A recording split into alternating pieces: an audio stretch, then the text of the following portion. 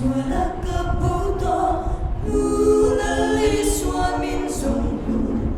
Tingkat harap walau naina lauka Vana kambing sia In magai in min tuang ver Tingkat harap lali suana candam ta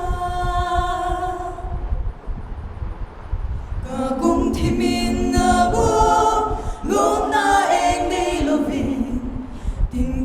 Surin hel na tumi na po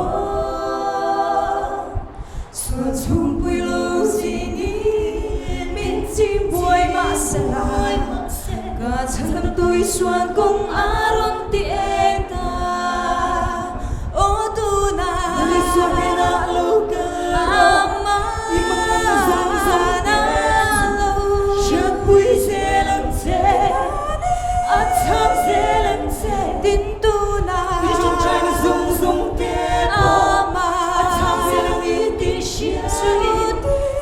Suara candam jadi isyarat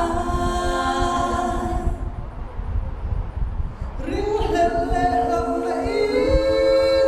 Tuang ver masalam Ka candam tui suan tu le zamin om pui Ane na trong train Kalungai min sian pui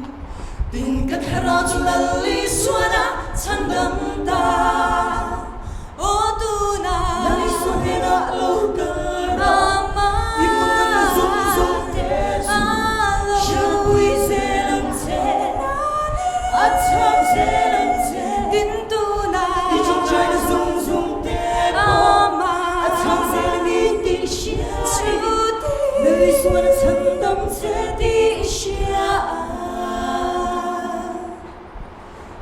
Suara candam jadi isyarat